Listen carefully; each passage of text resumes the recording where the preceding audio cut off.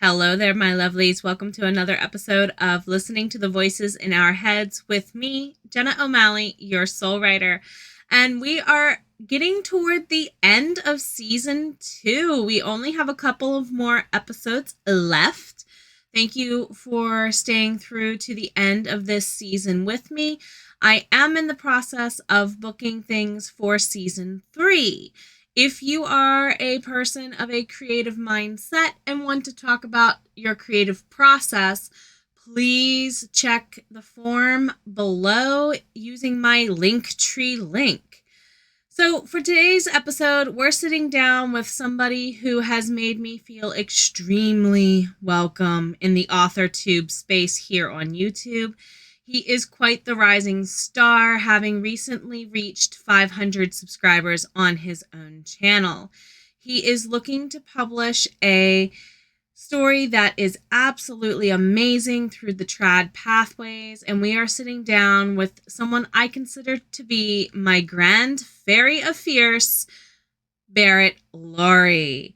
He started creeping up around here on our channel a couple of months ago, and he's been quite the fountain of inspiration, guidance, and in so many ways, he just has built a community on his channel that tightens up a network of authors set out to only inspire each other.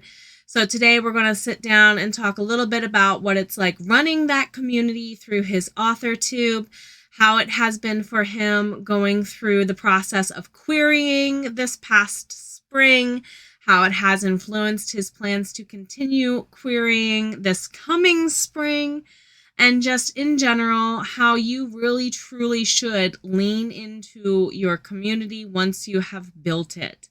So come on over and have a sit down with us as we listen to the voices in our heads with my good friend, Barrett Laurie. Let's rock it.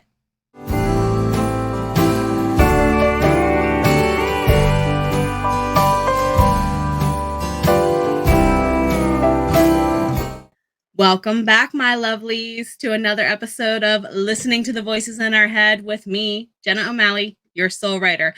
And oh my God, look who's finally here! I'm so excited to be here. Faerie of Fierce, you're finally here! Oh my goodness. I'm so excited. I've kind of been like stalking your show for a while, so love to be here. A while, and getting counter-stalked without much speaking back. I'm sorry, I'm bad at that. Thank you so much. So tell us about yourself, my darling. Sure. Hi, my name is Barrett Laurie. I am a kidlit writer. I write YA and middle grade. And over on my YouTube channel, that whole journey is about trying to become traditionally published, which is a journey.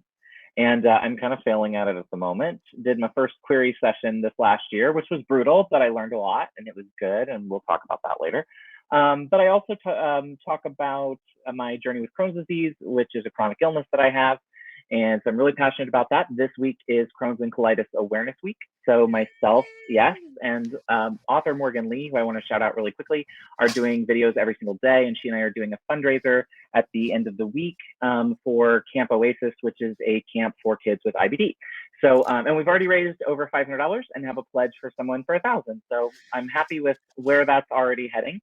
Yes, and then also my channel every second Thursday of the month, I host Critique Group Live, which is a really fun, just what the name sounds like. We're a group of folks that get together and share information with each other, stories, flash fiction, sometimes novels, but we kind of keep things short, so most people don't share that work. But anyway, we come together, listen to some work, and then give some feedback with guest hosts. And then I also interview authors like the lovely Jenna O'Malley, who will be interviewed today later on my channel. And so those are all about the author's life, their journey, and their writing process. So yeah, that's me. And did I talk long enough? Oh, you're fine. I told him don't run short. Most people do. Yeah. I knew he would do just fine on this. He's old hat. Talk. So I've been stalking you for a while and mentioning your query process. I'm an indie author, but I've learned a lot watching your query process about things that might help me in my writing. So thank you for sharing that for everybody, not just trad. Yeah. No, thanks. And same with I feel that from my most of my friends on Authortube are indie, and I learn a ton from my indie author friends.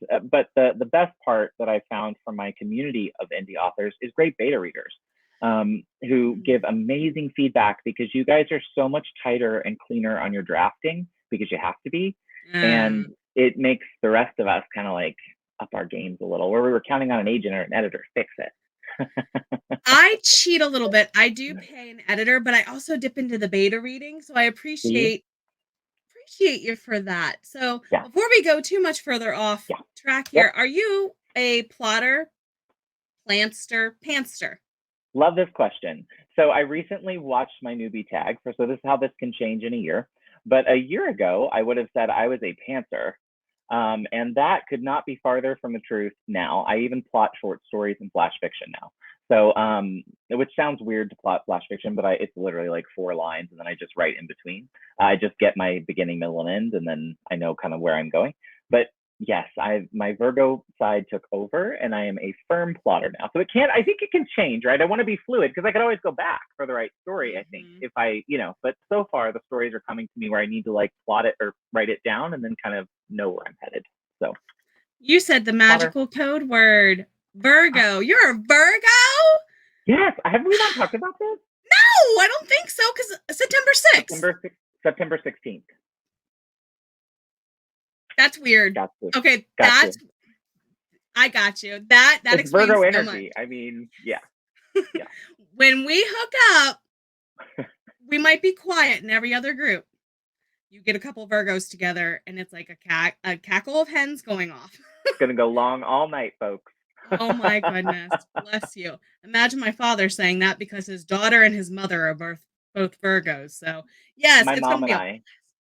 It's my mom and I and my Aries sister was our little triad. And poor Katie. Well, I mean, I was gonna say, poor us when she'd explode. Poor us. Yeah. But until the explosion, poor Katie. Yeah, my dad's a Capricorn. I understand that statement. Oh my goodness.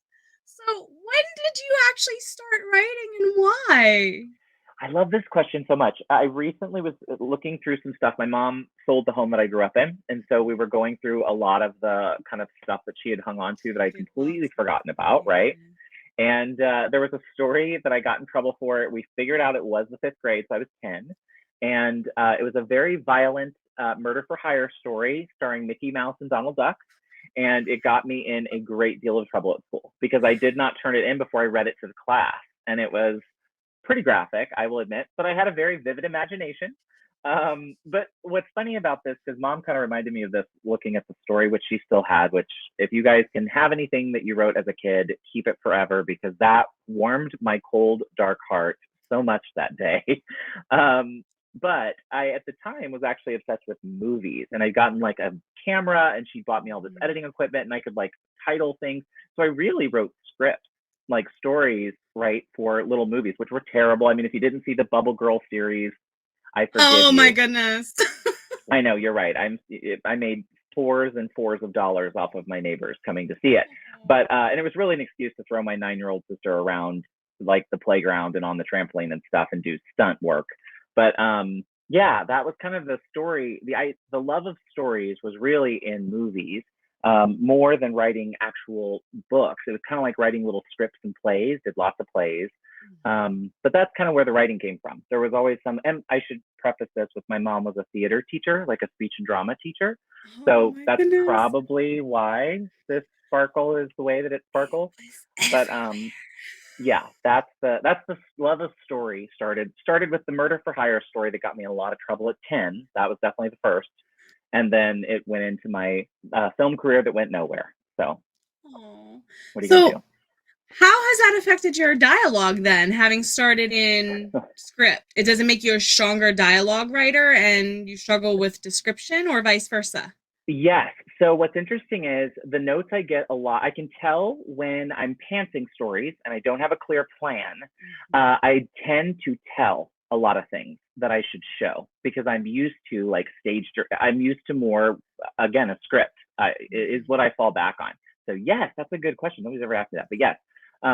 And that is the note I always get is, but I can always tell when I've plotted something out, like my last, the book that I queried, and then the one that I'm working on now, um, different. So because I wouldn't say that for those, but yes. So that's interesting. I didn't even think of that. I had a Suzanne Duplank. She started in theater and transferred over to writing. And I'm like, wait a minute, is this a truism for someone who started similar? So thank you for confirming that. No, it must be. I really never thought about it until you said it. And then it's funny because that note is literally something I got from multiple beta readers multiple times, that like, hey, you're doing a lot of telling and not showing. And then on these other stories, that doesn't happen at all. In fact, it's been the other. It's like more telling, less showing. And so it's interesting. I wonder if that's the correlation. I bet so. It'd be interesting to go back and retrospectively look at it and compare. Oh, goodness. Yeah, so I may do that. Let me know how it goes. Maybe we'll do an update. Yeah. So what about life inspires you to write in general, and has that inspiration changed? Because you started writing rather young. Yeah. It's interesting. So I'll give you a kind of an Aaron Sorkin long-winded answer. You're welcome in advance. Thank you. I think so. I would say overall, what inspires me to write in the Aaron Sorkin vein is the change the world thing. And I think it's been different variations throughout my life, right? And so I grew up in a family of teachers, so education was really important. And so in my 20s, it was interesting. 9/11 happened when I was 19, and I was in college, and I vividly remember the day, and the campus shut down because I was in the city, and it was wild. So I tried to enlist, which didn't go so well because I was a flaming homo, and they weren't so big on that back then. So I had to find another way to serve, and my family was in politics. My stepdad was a state legislator, and my mom, a former teacher, had now become the lobbyist for the teachers union. So I grew up in a political family. So they had connections to get me a job in politics, which at the time was Change the World. And I did a lot of great work that I loved. Again, I was communications, so writing, speech writing, lots of press releases. When we talked beforehand, you were like, did you look at the questions? And I'm like, I'll be okay, I think. It's from doing lots of prep work for people for interviews and stuff. So I think that was kind of writing and kept me in that creative vein, because especially speech writing kind of allows you to take boring policy things and try to make someone sound interesting. Politics is, Hollywood for ugly people. So fair enough. True. So anyway, when I'd sold my soul and had become the just darkest form of itself, I needed to come back home. My mom had gotten very sick with cancer, so I came home to take care of her for about a year and kind of reset my life, went back to school, got too many master's degrees, and decided I wanted to teach, so change the world that way. And again, writing was the draw. So it was academic writing, and I was writing about business and my communications stuff, marketing, the stuff I'd kind of learned from politics. Schools, skills and tool set. Yeah. Right. But a different kind of writing completely. I mean, academics totally different. And I didn't actually publish anything myself because I was just a master. So I'm second and third on a lot of things that I researched on, but it wasn't my turn until I got really into my third year of my PhD, where I would have but anyway, again, writing. So when I got sick and had to leave the classroom, what inspired me then was kind of interesting. I had always written novels on the side, but I'd never really done anything with them. So I had endless amounts of files of stories that I just sort of written and put somewhere because I didn't really have a connection for it. The pandemic sort of forced me to get outside of my comfort zone. And a friend of mine who was a published author said, hey, I want you to come to this virtual St. Louis Writers Guild meeting and just do this. It was a critique group. And she said, just bring a piece, we'll read, it'll be fun. Literally, I signed up the next day. I signed up to volunteer for everything they had. And within weeks, I had found this world of people that were like, hey, that's not so bad. Try this, do that, come back, and let's do it again. And again, I think the theater background, and politics, glutton for punishment, critique doesn't scare me. So in fact, it's like my fourth leg. So you're a Virgo. Exactly. I was like, oh, I can get better. Let's do that. So I think that's the thing that inspired me then again has changed the world. So the same through line, but now it's writing for kids. And I think the teaching thing kind of opened my eyes to how many of my kids in my classes were still carrying around the books that made me a reader and had clearly made them readers. And it just, something in my head clicked with, if I really want to change the world, it's probably through ideas and stories, because that's what shaped me and kind of made me who I am. So that's the really long, like I said, I warned you, way to that answer of that question. But that is what inspired me, was thinking that was the best way to change the world, was through little minds. And that's where my stories are. And so, yeah, I couldn't be happier. I landed in the right place. As a reading specialist, I love hearing that, because I've taught the kids who don't want to read because that story's been around for 20 years. Give me something I can relate to. Thank you for taking that direction, because it is an empty, I don't want to say it's an empty market, but a lot of people are okay with the classics filling it too much, I think. Well, and I think some of those leave a lot of us out. You know, part of the reason these stories are a passion of mine, and I've talked about this a lot, you know, when I came out in 1998, and I was in high school at the time, which was not a big thing. Like, Will and Grace was not on TV yet. It was later that year. So it was not the thing at the time. But my little library in Jefferson City, which is the capital of Missouri where I live, had 3 gay books in it, period, in the entire library. They checked them out to me at 12, which, let me tell you now, they should not have checked those books out to me at 12. I can only imagine. That was all I had access to. And they were pretty much M for M romance, you know, pretty on the page romance books, which, again, I'm glad they had something, but, you know, a kids section would have been great. And that didn't exist. Mercedes Lackey was the only person I was aware of who was writing queer characters in the 80s and early 90s. So, you know, for me, that's I think the thing, even though I know kids have amazing stories, which I can pull a bunch off my shelf behind me now because I'm comp reading, but they have access to the stories that I'm talking about. But I just wanted to write stories for the kid like me who needed to read it. I grew up in a family where the middle child is gay, and he came out around the time I went to high school in 2000. Wow, and I was in 9th grade when 9/11 happened, to kind of give you a little timestamp there. We are very, it's very weird. Yeah. And I remember him saying a lot of the same things when I asked him questions, because, you know, I'm 14, 15 years old. I'm like, so you're gay? Can we talk about this? Because I have questions. And I'm not trying to be rude, but what does this mean? Because we all kind of knew but didn't know. Yeah. And that's the one amazing thing I would say. I give my mom a lot of credit for a lot of things in my life, for sure. But the best thing my mom ever did for me was I never came out to her. Like, I'm trying to always knew. Yeah, I'm like trying to remember if she ever actually said anything, and I kind of think no.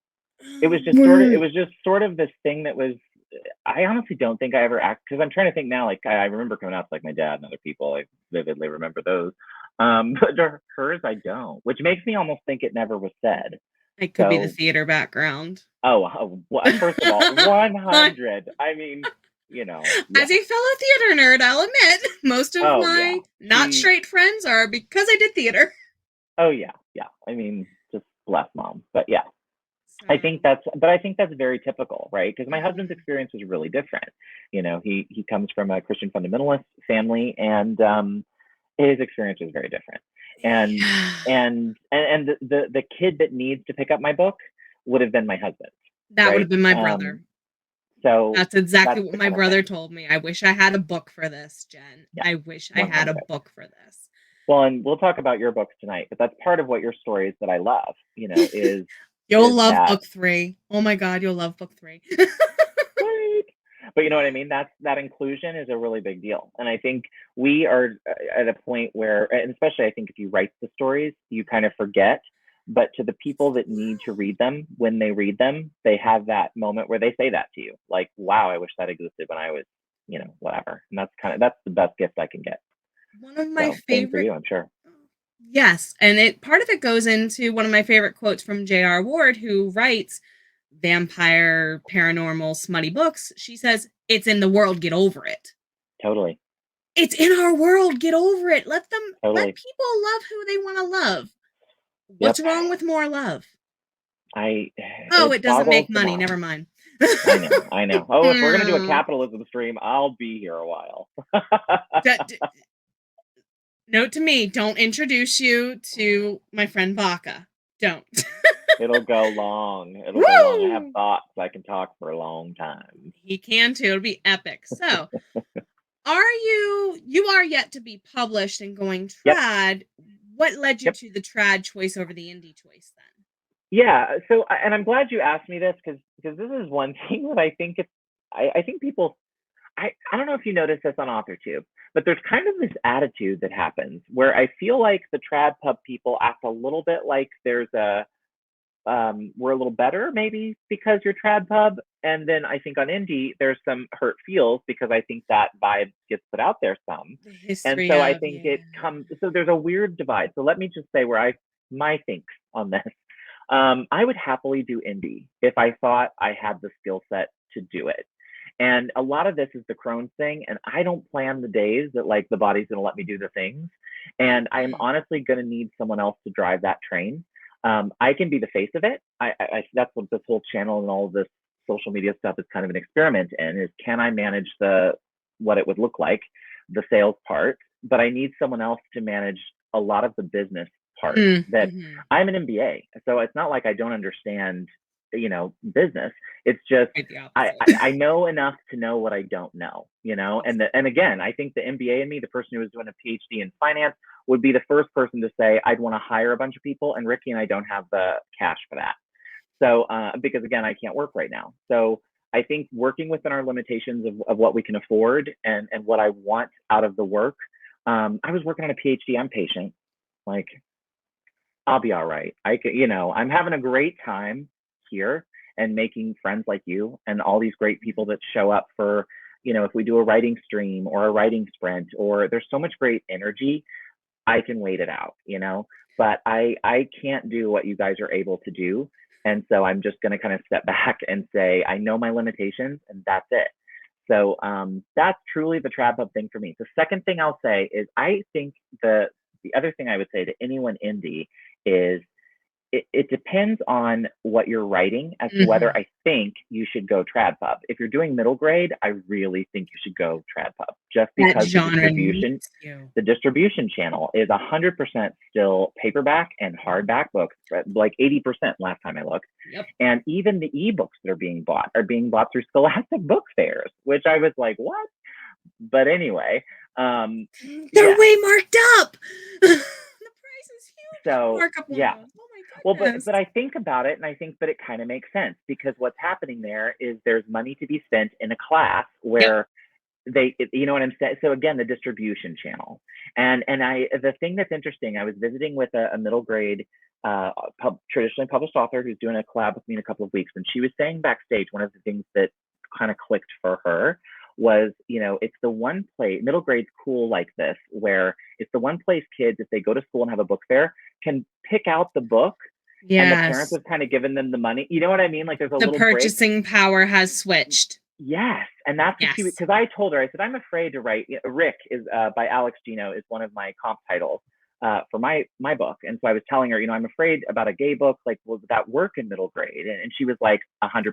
She's like, because the book fairs is where it's at, because those kids, it's like the ability to go buy on their own, but there's still like a parental and a teacher present to kind of guide people in the right direction. So it was just, so that's what I would say. I think it matters to your category. And young adult, I think it's evening out a little. I think young adults getting to where there are plenty of young adult indie authors I know who are doing pretty well. It takes a while, right? But it does in trad pub too. I mean, it's a different kind of machine to grind, and you have to know, like you do, your limitations and what you're willing to fight, what battle you're willing to pick up.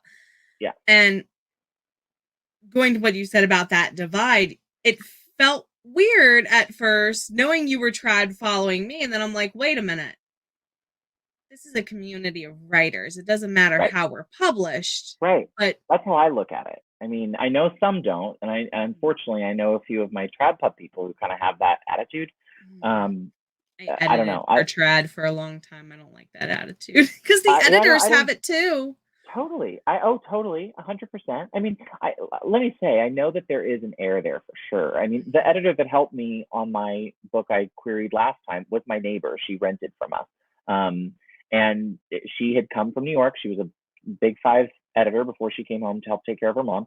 And God bless her, love her. But there is just kind of a snotty attitude that comes with that, right? Especially if they've worked at a Big Five or like a big agency, or which again, not knocking it, good on ya.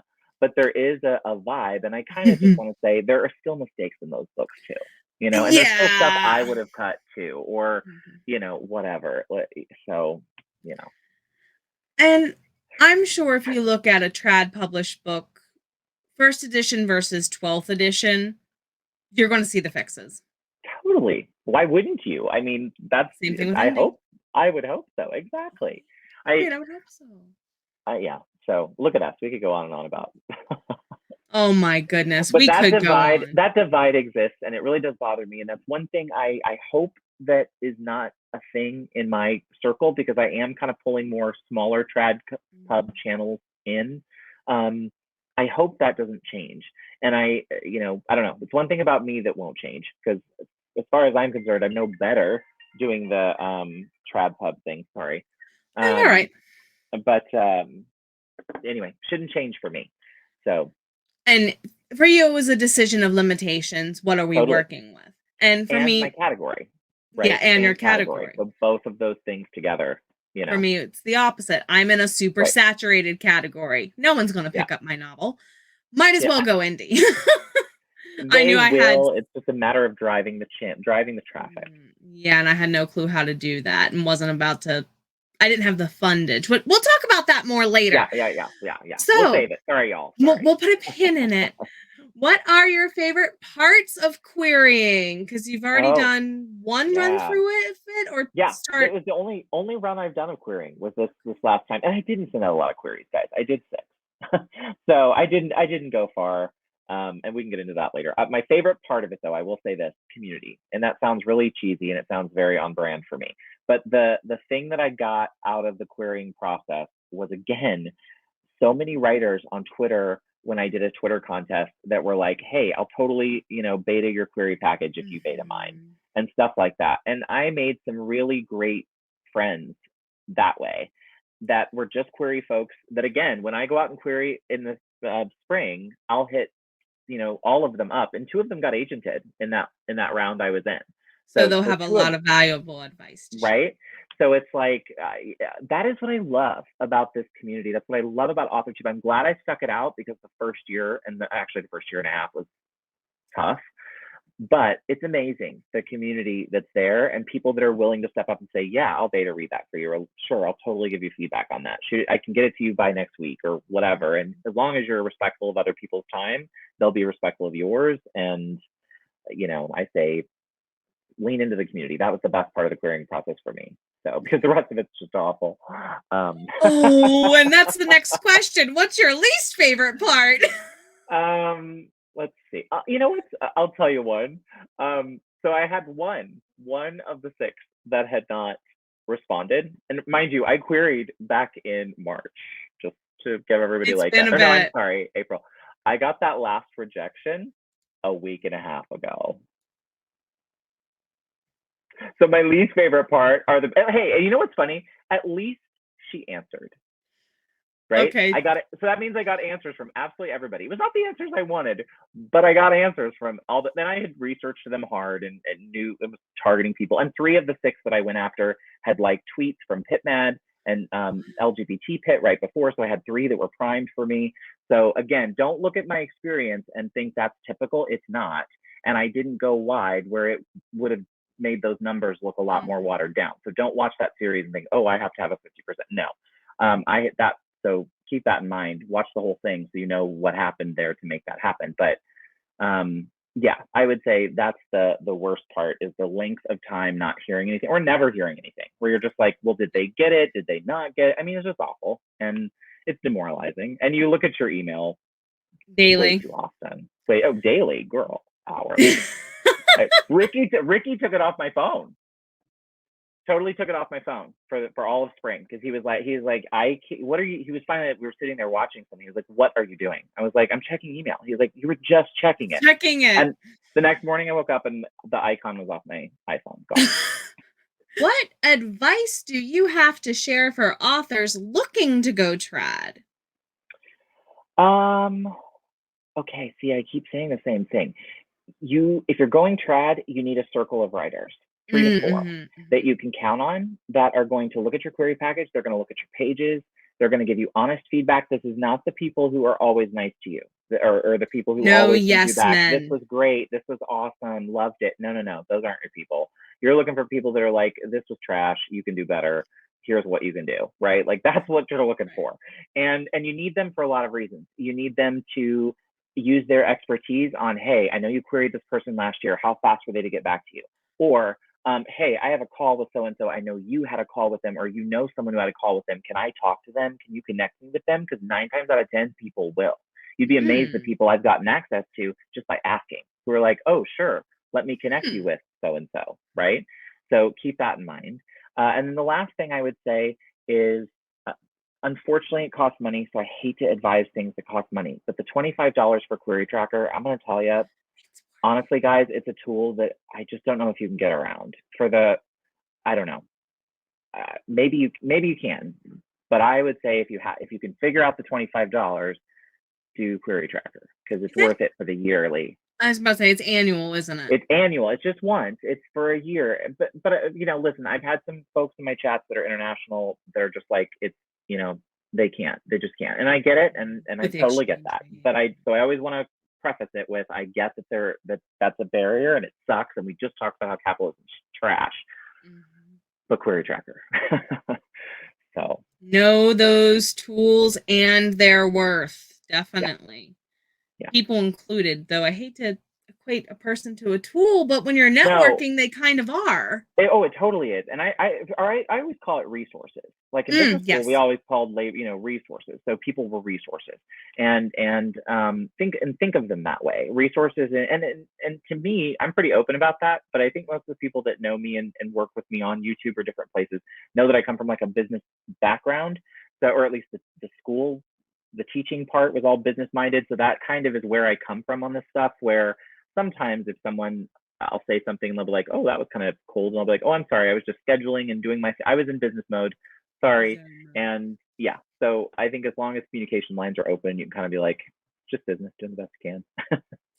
And that's fair enough. Just being open and honest and aware of your current mood and translating that to other people to not cause offense is. Lots gets lost in translation, especially in emails and stuff. So agreed. Be open to say, oops, sorry. We're human. We're not perfect. And that's okay. Except us Virgos, we were born perfect. We were perfect. Exactly.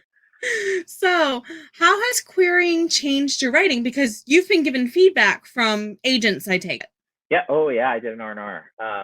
So yes, definitely. Okay. So number one, the first way it changes your writing is your trad pub, and this is true because my indie friends that I beta read for don't do it this way. But first lines, there's an incredible emphasis on the first line. There's also huge emphasis on the first paragraph. It sounds wild, and a lot of my indie friends, because I write fantasy mostly, a lot of my fantasy friends in indie take a good chunk of their first act to get through all the things they're trying to lay out for the rest of the story, because nobody's telling them, this is slow, I'm feeling like this isn't fast enough, all that crap. So that is one change that I think is a result of the trad pub thing that I don't think is a good one, but that is a change. The good things, though, speaking to what I think meant by the question from agents and stuff, definitely got lots of good feedback about some echo words that I use, filter words, some other weaknesses I have with metaphors, and phrases that I'll use not close enough together, but enough through the manuscript overall in 80,000 words that it was brain default to point out. Yeah. So those kinds of things that honestly I miss. The editor friend, the professional editor that looked at it, that we paid her and gave a little cut on rent for a while to do it. So again, it was kind of a paid thing. She actually edited it. She missed it. So, that's what I would say was the best feedback out of it. Unfortunately, the R&R for me was a little of a negative experience because the agent wanted to change the sex of a main character the sex of a main character because the main character was gay, and she wasn't sure that it was believable that the other character would be male.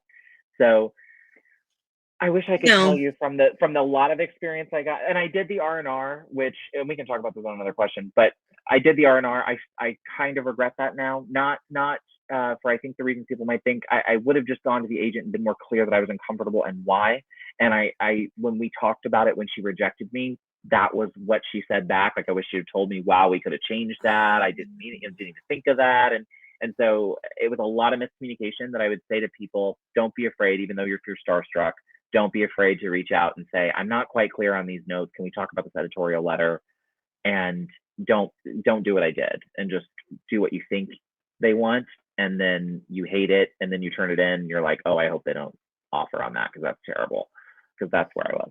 Speak your truth. Hold to Yeah. it. Definitely a good piece of advice from your experience for indie and trad there, I think. Yeah. Yeah. Oh, sure. I mean, I'm sure an editor could do the same thing, right? And I'm sure an editor that if you had a dev editor or a developmental editor that you brought in, I'm sure they could be like, hey, think about this. And a writer may go totally off somewhere they shouldn't go. That's a fair observation. And that could just be a matter of getting a number of eyes on the piece, do you think? Totally.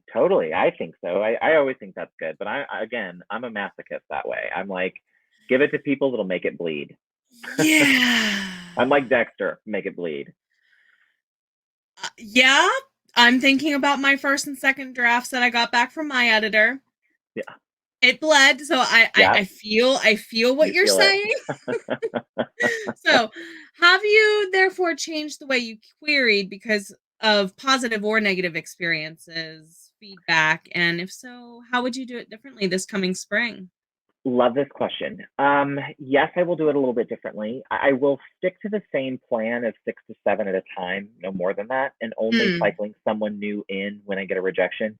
Part of that was for my own tracking of what was happening, and just because I again, I went into it with some primed folks, which I would do again, and I would recommend to anyone. If you have the opportunity to go and participate in PitMad or LGBT, first of all, there are like 60 of them now, Twitter pitch contests. Get in one. Wow. Get in the one. Oh yeah, get in one that connects to your, especially for own voices stories. Find your LGBT pit was hot for me. I got 2 likes from that. I got 1 from PitMad. So that's amazing. Yeah, but I would say get into your your niche of what you, the writer, is. Look for that event and target it, and then go into your query process around one of those if you can, just because you're going in with hot prospects. It's not quite so much of the cold call. So that is something I will do again that I learned from the first time. The other thing I will do differently, the first time I did a mix in my first batch of slow respond, medium respond, and fast respond. Now, it worked out that the Twitter thing kind of determined 3 of those, and 1 was a slow.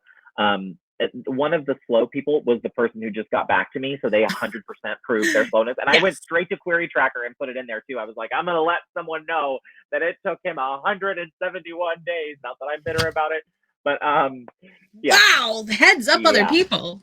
Oh, 100, yeah. Well, that's what Query Tracker's so right about. You can go in and be like, yeah, this is how that went. But anonymously, by the way, you're not putting your name out there on blast because you don't want to do that. But anonymously, you can report the things you know. But yes, I would say that's probably what I would do differently. Is instead of putting in long people, I'm just going to stick with all fast people in the beginning, and then move to like medium respond, and then to slow, because it just ate up. If I'm only doing 6 or 7 queries, those 2 slots ate up 2 precious slots. Right. Use your time. Yeah, so that's what I do differently. That may not be very helpful for someone that didn't know how I did it, but yeah, I did. So that would be it. It's like your writing process. You have to find what worked for you, right, and kick out what didn't, or you're going to bog yourself down. Right. And having worked in editing and having seen people query for 10 plus years, I can imagine where some of them probably didn't analyze that very thing you're talking about of who's going to reject or approve me the fastest, just because you don't know, maybe that person is retired, partially retired, they work on multiple projects already consuming their time. You don't know those things. So it's very beneficial that we have that tool available. I can remember a time where we didn't. Oh no, yeah. I mean, again, I didn't query way back before. I mean, I was always writing books, so I was always curious. Mhm. I was always aware of what was going on. But no, I kind of think query trackers like only 12 or 13 maybe years, maybe 15 at the most. But and it's come a long way in the last decade, I think. Really, since they started doing the query where you submit through their sister site, query whatever it is that the agents Yes. use. So Yes. since those two have kind of married up, again, capitalism, I'm sure, Mm. it's become much better. But it's great for us because there's tons of analytics. That's just one more quick plug, $25 a year. The analytics are gold, and it really does. It really is authors putting in how fast they responded, their own experience, and you're not just seeing how fast they responded. You're seeing how fast they respond. You can separate it by your genre. How fast do they respond to fantasy? How fast do they respond to romance? Which, by the The way, is very different with optimization. certain agents. Yes. So be open to that tool if you can afford it. And if not, here's the other thing I would say: if you're in my community, at least. When I'm querying, I always put a note in my streams that I was querying, so I had Query Tracker, and you could email me your request for certain agents, and I would do the research for you and email it back to you. And I Share have the several. research and Totally, I knowledge. have several people in my community that are Trad Pub that are doing just that. And so if they're also paying for queer Publishers Weekly, which is unfortunately 25 a month, so it's much more expensive. Mm-hmm. Anytime I was using it, same thing. I would put out there, hey, if you need me to look up an agent and see what their deals are or whatever, I have it for 3 months. Let me know what you need, and most people will do that for you. So there are ways around the money man if it's a barrier. Just look to your community again, your community. Use your resources and network again. Oh, I love it. I love how it's tying back full circle. I know. Unfortunately, it's become my brand. I can't wait for someone to go blast me on Guru Gossiper, and it will be some trash talk about how I'm like Mr. Community. You just wait. Well, you got a lot of people who would come up and defend you. I hope you know Well, that. yeah, yeah. I mean, I could take a group politics. Geez, Well, I fair can enough. handle that. You worked with Give it kids listen to and you. adults? Ugh. Yeah, yeah, yeah. I can take a lot. Fair enough. And therefore, since you are able to take on a lot, what are you doing for the next 6 months? Yes, I love this question. So my immediate is QLM, which is Queer Like Me, which is a story I'm working on now. So it is. I have it with me. If you take Rick, the Yay! award-winning book by Alex Gino, and crossed it with Big, the movie with Tom Hanks. So my story is about a queer kid in middle school who is being bullied terribly.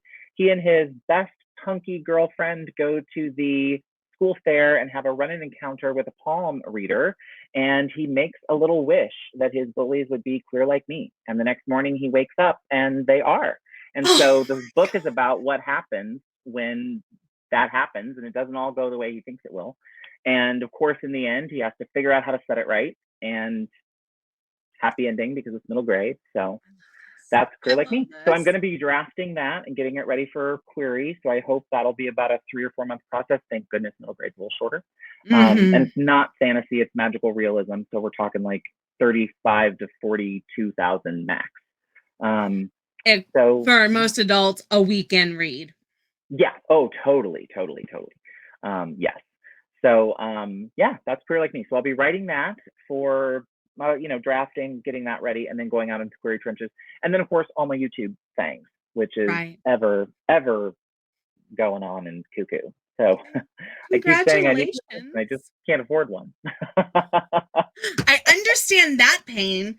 I Right? understand that pain, but Right? congratulations. You hit 500 recently and we're talking Oh, about it. And I did. I did. Thank you. Thank you. congrats. I'm so Yes, that proud was of big. I was you. excited. Yes, let me tell you, it's been like bloody fingernails just clawing the way. Let me tell you, YouTube, I recently surpassed my 1 year mark or am about to, one of the two. So I'm Congrats. going, thank you. So I'm going, oh my God, things have gotten better, not better. Oh yeah. It feels not better. For But it me, is. not better for like first year and a half was Noted. 6 more months in the trenches for me then. No. Tonight you're going to get your moment in the sun. And if we do miss some of our British folks because they were sad, they were like, that's going to be like 1 a.m. or something for them. And I was like, replay. So we'll get them on the replay. But I have a feeling because so many people knew your name from chat, I think it was just a matter of it's something about having the link they can just go click while we're talking. Fair enough. Seems to make all the difference. It does. It really does. What about Authortube keeps you making videos? Is it just us lovely people or the trad journey in general? Okay, I'm going to take it back to the brand and the theme of the day. It really is the community. I mean, I've done lives almost exclusively all of November, and I had a lot of health stuff going on. I had a lot of like stuff in my life going on that I had stuff filmed and ready. But I needed the energy. Like I needed I feed off of you all as much as I hope some of you feed off of me. So for me, it's definitely community. That's what keeps me doing it. And the other thing I'll throw in with that is part of community, but through that networking and going on other people's channels and hopping in people's chats and saying, I want to be your friend. And then they invite you on their show like you've done. Took me a while, but yes. Well, but you know what I'm saying? It doesn't matter. I'm just saying that I keep telling people, like, don't be afraid of that, right? Because, for instance, I have this cool collab coming up in December with Michelle Schusterman, who is a much bigger creator than me, a major middle grade author. That happened because I had done a thing on someone else's channel. The person that I was on there with recommended me to Lisa Daly for her weekly live stream show. They put me on that show. Michelle and I had an interaction. After that, she pops in my inbox and says, I'd love to do something middle grade. And boom, all of that happened because I said yes to the original thing however long ago, right? So my 6 one degrees thing of separation. Totally. And the one thing I say to people is say yes as much as possible. If it's at all possible, say yes, because you never know where that yes will lead you down the road. So make it a wise yes, but yeah. Oh yeah. Well, now, yeah. Don't yes to all my boyfriends from the 20s. That was not a good time for anybody. Oh no. But in your life on Authortube, for anyone starting Authortube that's saying, how do I grow? The best way to growth that I've really had, which is going to be talked about in the 500 video, which is unfortunately coming in December because I had lives in November. But the thing I've learned is it's really the networking, and it's saying yes when people would say, can you come on my writing sprint? Very last minute, right? Like 2 hours before. Can you fill in a slot on my writing sprint? Sure. Today I was live at 7 a.m. until I came here with you. I'll be live with someone this afternoon before I hop in the shower and change to get on with you again. So, Aphrodite leave, the same day I was in the infusion chair for 4 hours. I went home, took a nap, ate dinner, got up and was live with Aphrodite Lee for 3.5 hours. So I think it's just a matter of like saying yes as much as your body and your mind can allow you to, because you'll be amazed how many doors will open for you and people will see you or say, hey, I saw you on whatever. Would you think about coming on mine? And just so be willing to say yes and try to as much as possible when it comes to Authortube with consent, of course. We're big on consent here. Yes, very big, very big. And that just doesn't go into your personal space. That goes into protecting your IP, your intellectual property, and everything of that nature too. Yeah, totally. Because I'm sure other authors are going to go, why would I steal your stuff when I don't want anyone stealing mine? Exactly. So in theory, at least, I mean, I guess someone could, but yeah, the idea would be we'd all be in this together, but yeah. And that is the feel. Ever since I even just started coming over and hanging out in chats on your channel and a couple other channels, it's very warm, welcoming, regardless of your background so far. Totally. So thank you for making that a safe space for us. Totally. Love you. Love having you. We enjoy everything that goes on, chaos, Richard and Colin included or not. The Brit Pack. Good night. The Brit Pack. Yes. So, as far as being a part of Authortube, if somebody is on the fence or they're like me, where they literally have gone through periods of, should I keep doing this? Is it worth my time? What do you have to say? So, first of all, I'll preface this by saying whatever you can mentally handle. So I will start by saying YouTube is a grind, and it is a mental grind in a lot of ways that I don't think people that don't create understand.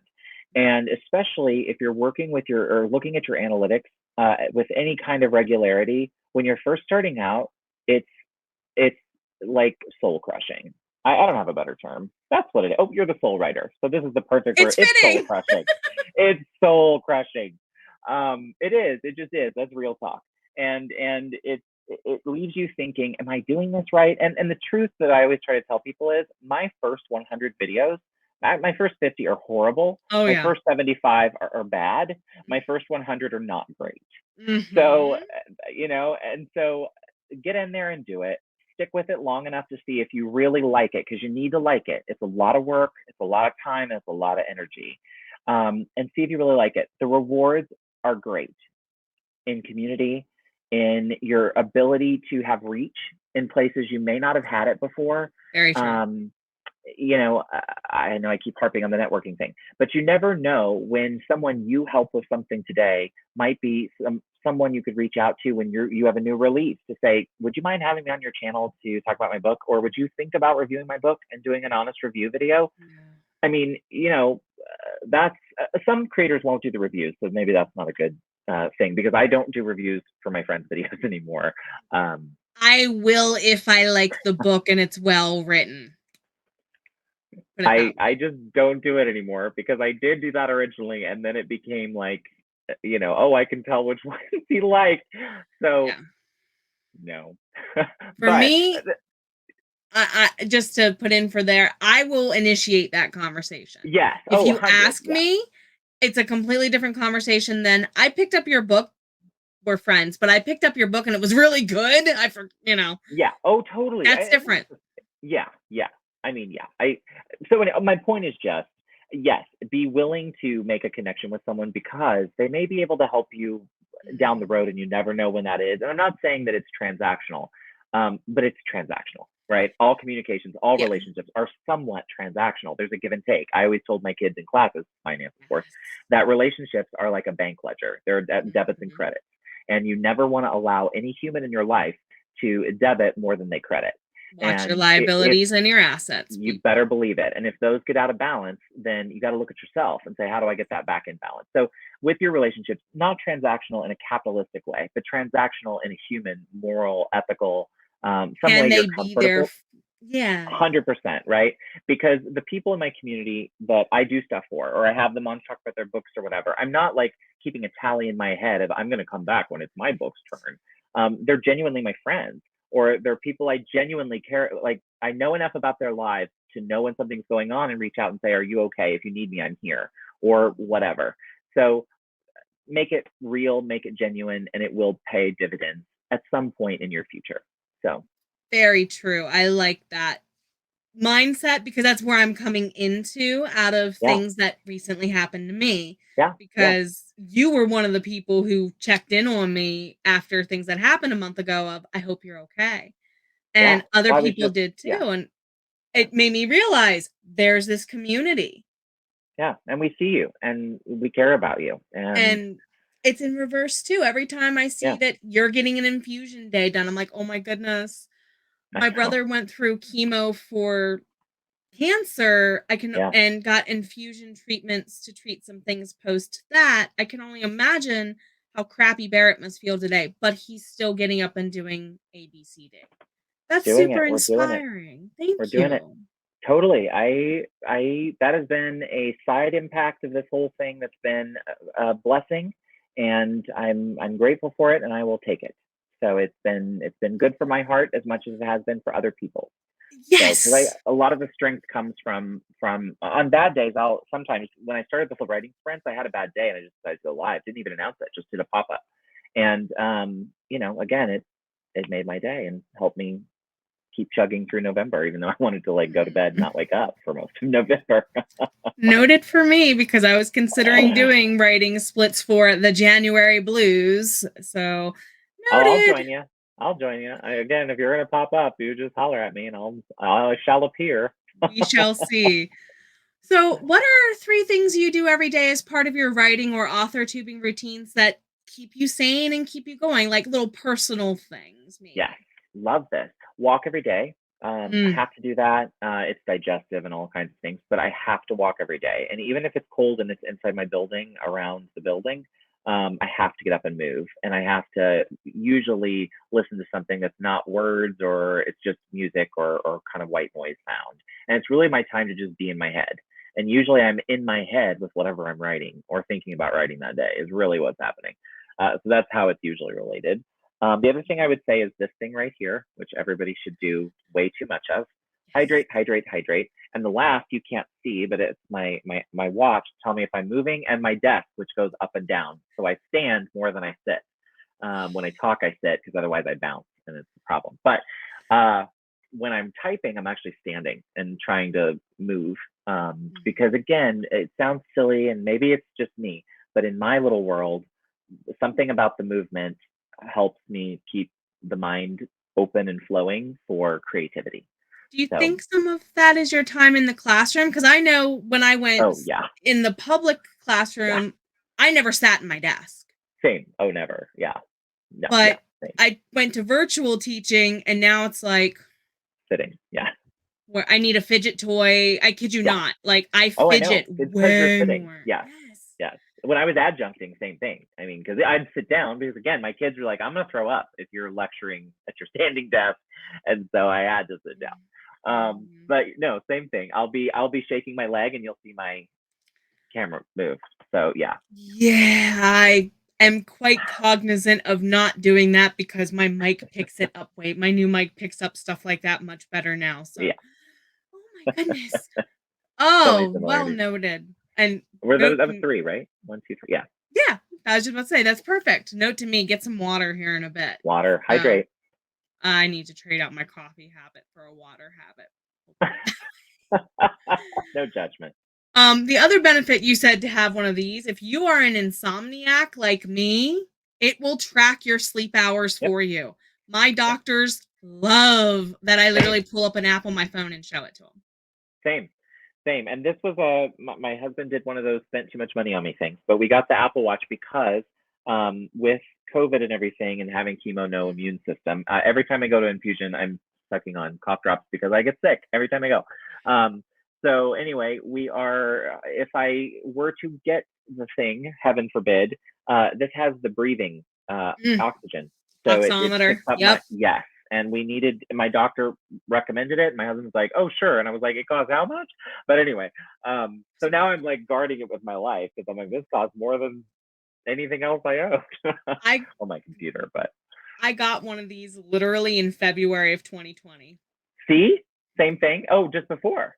My husband said, you went from walking 15,000 steps a day to 1,500 in a week. Teaching. Yes. And he said, I didn't realize you walked that much. I said, yes, there's literally a track around the carpet of desks in my classroom at the end of the year if you pay attention to the wear patterns from cleaning and lack thereof. Yeah. So yes, get yourself one of these. They're worth the $100 to $300 that some of them are. 100%. It's amazing what they can do, really. So we are getting ready to wind down here, as evidenced by the rambling off track again, which apparently we fellow Virgo fairies can do. We can. Do you have any shout outs to give to others in your community, people that you really just want to give love and support toward? Oh my gosh, I could give so many. First and foremost, because it is Crohn's and Colitis Awareness Week, I'm going to shout out author Morgan Lee, who is every day this week doing videos of her journey with Crohn's disease. And I'm shouting that out. We are doing a stream on Monday the 6th. That is a fundraiser. If you're catching this after that, that doesn't mean you can't go and give to the Crohn's and Colitis Foundation or Camp Oasis. So either of those are what we're raising money for. So that's that. But yes, all of the people that show up for me on the regular, I love you. You know who you are. Richard Holiday, Bex the Novel Nana, Colin Clark, JC Carpenter, Laura Nettles, Moon Petrie.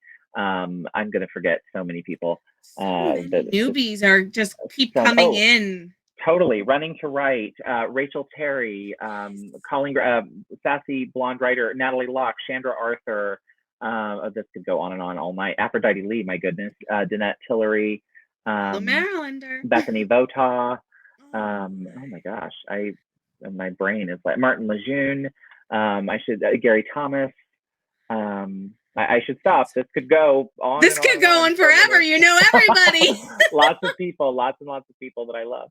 And if I didn't mention your name, it doesn't mean I don't love you. It's just we'll call it chemo brain. It was 2 days ago, just 2 days ago. So remember, people, I'm foggy still. I can play that card for at least a week. Yes, at least. So, and then do you have any questions for me, or are we holding those off for hours live later? I don't know. Is that okay? Because I always love when I'm going to ask you tonight to ask me 3 questions. So can I ask you 3? Oh, go for it. Okay. So tell me this, and I don't know if you've talked about this on here before, but is there a book that you read when you were a kid that turned you into a reader? Oh, yes. And do you remember what it was? Charlotte's Web. Ooh, E.B. White. Me too. My pre-K teacher, Miss Rubin, bless her heart. Now, mind you, I'm the youngest of 5 kids, and there's a huge age gap. So she had not the eldest kid, who's 22 years my senior. Her first year of teaching, she had my brother Joe, who's 20 years older than me. Okay. And she had the 2 brothers in between. So it's 20 years, 18, 8 years than me. My sister and I are 8 years apart. That's weird. I just got cold chills. That's weird. My older sister is deceased, but she and I were a little closer in age. But my younger sister is 8, 9, depending on the time of year. That's weird. Yeah. But Miss Rubin had all 4 of us, and she literally... She was done with you by the time. when a little girl in a dress walked in on my mother's arm, she said, "It's about time." Yeah, exactly. That's what I was thinking. Your poor mother. My mom had her first boy at 18, and then me at 40, almost 41. Oh my gosh. So Miss Rubin looked at her and said, "It's about time." Yep. And that year was one of her, I don't want to say final years of teaching, but it was the year she started saying, "I know I need to retire." She said, "The first set of siblings I've had have come full circle. Yeah. It's time for me to retire." Yeah. Oh, yeah. And she did all the fairy tales with us, took us to see Beauty and the Beast the first time. That had a huge impact on me. That was the first movie I ever saw in theaters. Oh, but Ariel, Little Mermaid was the first really? one I saw. Yeah. Because we're not that far apart in age. No. But Little Mermaid was the first I saw in theaters. I mean, after that, it was downhill. I saw everything, including our movies my mother should not have let me see. But yes, you were with theater people who knew what to show you at the appropriate age, I'm sure. Yeah. I mean, yeah. But Miss Rubin later that year ended on an E.B. White kick. And that book stuck with me. We were not old enough to read chapter books, but she read them to us, a chapter a day, until we got through the whole book. And I read it every single year after that for Easter, spring break, because that's when we finished it. And that book just has stuck with me. Oh, I love that. For years. I love that. It's one of my favorites. It's in the LGBT center I belong to. I run the library, or our library for kids. And that's the one that everyone takes, or, we have a policy where kids can take what they want and then we replace it. But that is one I'm constantly replacing 2 or 3 times a year, every single year. And it's wonderful. The message. 100%. I love it. The other one that is very, very popular and my personal favorite, the one that made me love it, is Matilda by a not so great guy, but an amazing book.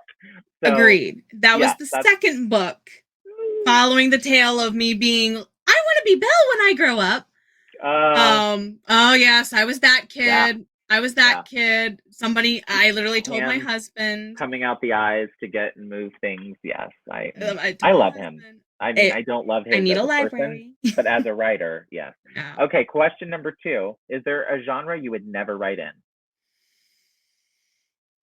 Yikes!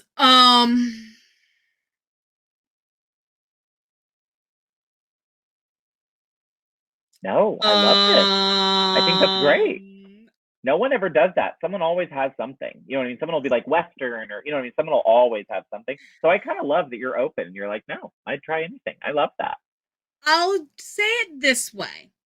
Probably not pure religion books, and that's only because I'm a former Catholic. So I'm a recovering Southern Baptist. I was going to say, Christianity and I did not get along. I married a dude who is Celtic pagan, so. Oh, bless. Okay, I'm with my people. I can talk about religion as part of my writing, and I actually kind of do in my books, but it would never be my genre focus. So you're not going to get Christian romance out of me.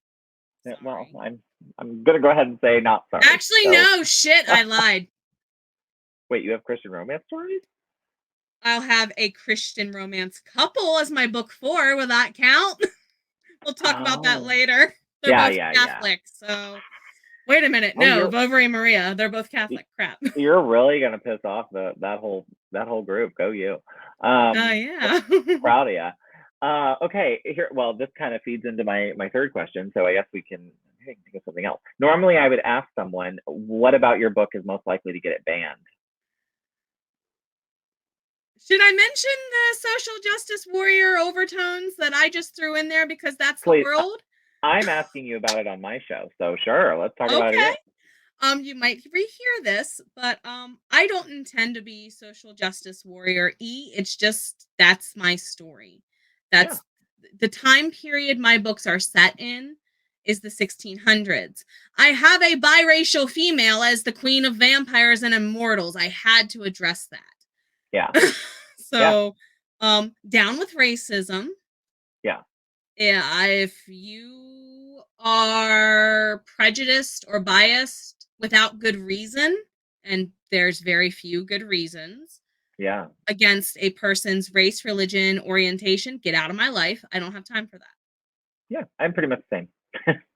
It's partially my upbringing, but some of my commentary, my own religion and societal norms will likely get me banned. Yeah. No, I mean, I'm 100% going to get in trouble for some of my tweets someday. But again, I'm like, I said what I said, and I'm not sorry. So it needed to be said better from my mouth or one of my characters than somebody who's in power who could abuse it. Totally. And that's just kind of how I feel. I don't mean to be social justice warrior E. It happened, and my editor pointed it out, and she said, brand it. Yeah, totally. I think it's part of who you are. I think embrace it and lean into it. I've kind of done the same thing. In all my videos, I have a list of the things I support before you get to my associate links. You get the charities that I believe in and support and think you should too. So I'm pretty open about that. I get a lot of blowback sometimes in Critique Group Live when in fact, let's see. When is this airing? Do you know? Wednesday, the 8th. Okay, I'm going to tell this anyway, but this will be the day before we announce it on Critique Group Live. But Critique Group Live, we are adding a 4th permanent member, and we are doing that because I got an email from a regular that is in our group on Facebook that said that she didn't quite feel welcome submitting because she didn't see herself represented as a permanent host. And I can't believe I didn't see that myself. So I'm going to address that and apologize for that. And we are adding a 4th host, and I've already reached out to people already and started talks with people that are going to come on and try with us January, February, and March. And we are going to pick a permanent host in April on our 1-year anniversary. So, yeah. So that is but that's a result of, again, not recognizing, and this is already a super white space, right? I mean, but when I talked on the Critique Group Live Hot Topics a couple weeks ago, and I addressed the race issue, it was in response to that. And I was surprised by how many private messages I got from people that I had to kind of push back and remind people, I don't know, just kind of had to push back and say it's my channel, my world. Agreed. And if you don't like it, then don't let the door hit you. Not in a mean way. I really wasn't antagonistic, but I did kind of lay out like that energy's not welcome here. Sorry, not sorry. Yeah. Agreed. And explained for a few people, which I want to point this out and make sure that this is clear too. For a lot of my folks are from the UK and Europe, and so there was some explaining that needed to happen there. Fair enough. So we're clear. Especially, some explaining about BLM and some confusion over some of that. But again, I think there's always time and a place for that, and better that happened with me than with a creator of color, right? Agreed. Agreed. And the great thing you point out is with what's going on with BLM, it's one thing to be looking at the fishbowl of it, but some of us are living in it. Oh, I live in St. Louis, Missouri. I live at, so I'm about 10, 15 miles from where Michael Brown laid on the pavement for 12 hours and where it started. So yes, I 100% can tell you, I feel that in every part of my being. So yes. Yes. I grew up in downtown Inner Harbor, Baltimore. I've seen stuff like that. I forget you're Baltimore. Yeah. Yep. Yeah. Yep. Aphrodite Lee's a couple hours east of me. Right. So that's right. I forgot you all talked about the Maryland. That's right. Absolutely. Right. I mean, but St. Louis, for sure. I mean, I want to remind people, my city is one of the only left in the country that has a white police union and a black police union. So try to sit with that for a minute and figure that out. So again, that's the stuff you have to explain to folks that live abroad that can't fathom it. It's not. They cannot. There is one union over there for public service workers because they don't have an issue with unions because we can't. We're going to run long, so we can't do it. That might be a whole nother day we get together and chit chat, honestly. Yeah. Capitalism and authorship. How do they work or not? Please bring me on to talk about Amazon. That's what I want to come on and talk about. Don't tempt me because I've been wanting to make that a panel for a while. Don't give me that inspiration right now, dude. Okay, totally do. So, all right. Thank you so much, my dear, for being here with us. For those of you who have been hanging around, check his channel out. Not just because I'm over there too on occasion. Oh my goodness, the community. We've talked about it for over an hour almost. What we have going on over there and what you've curated is a safe haven for us to be able to express how we feel in a safe way for others too. And I like that very much. It has made me want to stay in Authortube land as opposed to leave because I keep coming back to there's so many other people who are out there doing this, who are rocking it hardcore. And thank you for being that fountain of inspiration for many of us. 100%. We are a better space for having you in it. Oh, I like that. Thank you so much for being here, my dear. And of course, to our lovelies, thank you for joining us. Take care of yourselves a little bit better each and every day. We know you're worth it. Bye, lovelies. Bye.